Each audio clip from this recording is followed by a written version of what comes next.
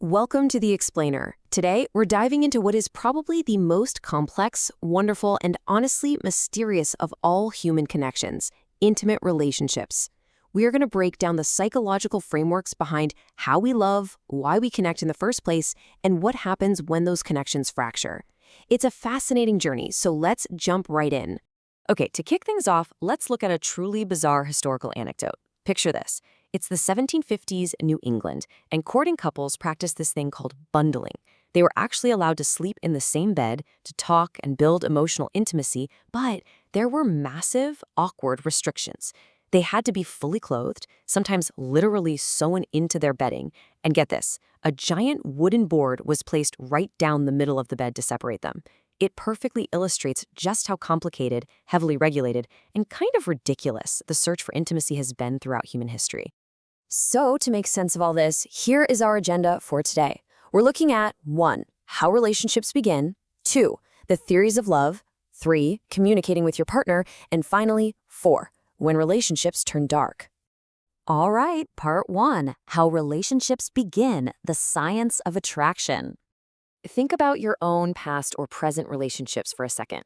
How did you end up choosing that specific person out of everyone else? Well, it turns out we all have a subconscious filter. Psychologists call this our field of eligibles. Basically, it represents all the individuals who happen to meet your specific, unique criteria for a potential partner. Now, having this filter doesn't mean you're narrow-minded. Actually, think of it as a psychological tool. It helps you efficiently direct your energy toward relationships that are actually likely to satisfy your needs. Now, when filtering, we all kind of suffer from the beautiful is better bias. It's this irrational but really deep-seated belief that attractive people are just inherently better. And let's be real, the media constantly amplifies this by feeding us these rigid standards of beauty. But luckily, reality offers a comforting counterbalance called the matching hypothesis. Despite all that media conditioning, we actually tend to seek out partners who are at a similar level of physical attractiveness to our own. Psychologically speaking, it's an emotionally safer choice. It protects both partners' self-esteem and, believe it or not, leads to longer-lasting relationships. So once someone actually passes your filter, how do we make contact? Well, there are 5 incredibly predictable steps of flirting. It almost always starts with the approach, usually just making eye contact. Next comes talk. Then what's known as the swivel and turn, where your physical stances literally shift to face each other. After that comes the first touch. And finally, synchronization. Flirting is a universal human behavior. It's completely biologically based. And when that attraction is genuinely reciprocated, you'll literally see the couple's body language sync up in real time. It's wild. Moving right along to part 2, the theories of love, frameworks of connection. So attraction has pulled you together. But what happens next? What actually constitutes love once you're officially a couple? This brings us to Robert Sternberg's famous triangular theory of love. Imagine love as a triangle with 3 fundamental corners. First, intimacy, which is that deep emotional closeness. Second, passion, representing physical arousal. And third, commitment, which is the choice to stick around for the long haul. And the driving force right in the middle, fueling and connecting all 3 of those corners, that's communication. Here is where it gets really interesting. Dependent on which of those 3 corners are active, you actually get 7 different combinations of love. For example, if you just have intimacy plus commitment, you get companionate love. But passion plus intimacy, that gives you romantic love. Hitting all 3 perfectly results in the ultimate goal, consummate love. You can absolutely use this framework in your own life to identify weak spots. If your relationship feels off, just figure out which corner needs a little work. Another amazing framework is John Lee's styles of love. We all have a default romantic setting. For instance, the Eros style is highly romantic and passionate, while the Pragma style is, you guessed it, highly practical. This concept brilliantly shows how your default style interacts with your partner's.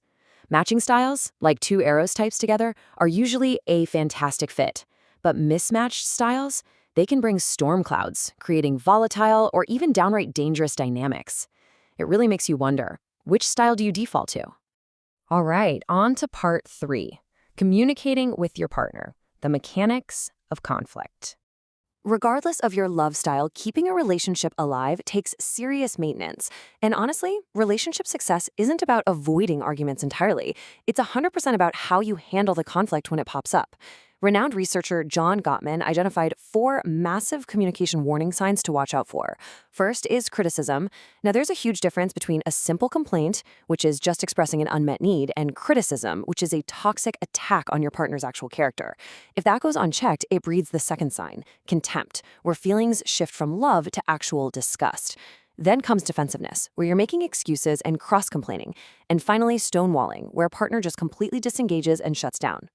So, how on earth do we fix this before it's too late? Try implementing couple meetings. Here are 5 actionable rules to bypass all that stonewalling and defensiveness. Number 1, make a dedicated weekly date just to talk. 2, focus entirely on the problem without any outside distractions. 3, use a speaker-listener tool. Literally hold a card or an object that says floor, so only one person speaks at a time. 4, don't blame or attack. Just focus on your own role in the issue. And crucially, number 5, reserve the absolute right to take a break if hostility flares up. And, we really can't talk about communication without talking about intimacy in the bedroom. Good sex absolutely starts with good communication. Engaging in what psychologists call sexual self-disclosure, which basically means openly discussing your likes, dislikes, boundaries, and past experiences, dramatically enhances your overall relationship satisfaction. Overcoming that embarrassment, the taboos, and the fear of judgment, it's completely essential for building a truly healthy connection. Finally, part 4, when relationships turn dark, failure and abuse. Look, it's a tough reality, but not all relationships can or even should be saved. There are tons of reasons relationships end, from a basic lack of self-knowledge to poor communication to cheating. But we really need to highlight excessive jealousy here. See, there's normal jealousy, which is a natural reaction to a real, actual threat to the relationship. But then there's pathological jealousy. This is where a partner experiences intense jealousy and starts showing controlling behaviors even when absolutely zero threat exists. That is a massive, massive red flag. Because when those controlling behaviors escalate, we enter the terrible territory of abuse. There's a framework called the power and control wheel, and it perfectly illustrates that abuse isn't just about someone losing their temper. It is fundamentally about dominating a partner through multifaceted tactics. We're talking intimidation, using male privilege, economic abuse, and isolation. It's a systematic, calculated effort to totally strip the victim of their personal autonomy. These control tactics generally manifest in 3 specific forms. Physical abuse, of course, involves physical harm or intimidation. But verbal and emotional abuse, using constant humiliation, manipulation, and control, can honestly be the most insidious. These non-physical forms of abuse completely crush a victim's self-image. And because the damage is psychological and unseen, they often take the longest amount of time to identify and the longest time to heal from. Abuse also usually follows a terrifying, highly predictable pattern called the cycle of violence. It starts with a tension-building phase. That tension inevitably leads to an explosion of abuse or violence.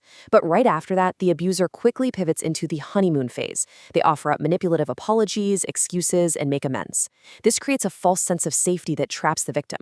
And then, the cycle just starts all over again, often getting more extreme with every single rotation. Listen, awareness here literally saves lives. If you or someone you know is in this situation, help is available right now. You can call the National Domestic Violence Hotline at 800-799-SAFE. You can also protect yourself by watching out for the early warning signs of a potential abuser. Be on the lookout for someone who is incredibly hypersensitive to criticism, uses playful force in sex, breaks objects when they get angry, or has a known history of battering previous partners. Knowledge is absolutely your greatest armor here. Wow, we have covered an incredible amount of ground today, all the way from the subconscious filters that magically draw us together to the different styles of love, how to navigate conflict, and the very serious warning signs we all need to be vigilant about. So, I want to leave you with this final provocative thought. Now that you have these frameworks, how are you going to apply these psychological insights to your own intimate connections moving forward? I encourage you to use this knowledge to build healthier, more communicative, and truly fulfilling relationships. Thanks for joining me for this explainer, and keep learning.